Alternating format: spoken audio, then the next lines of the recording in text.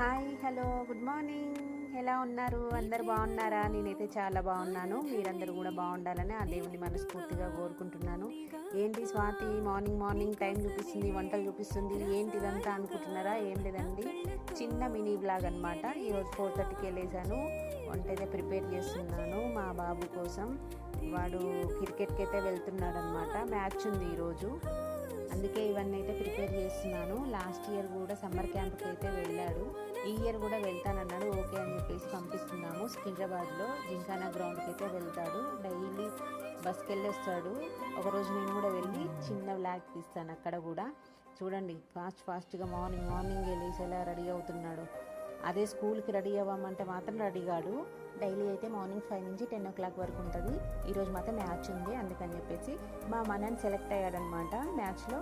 అందుకని lunch box పెట్టాను. Thank you so much. Bye friends, bye.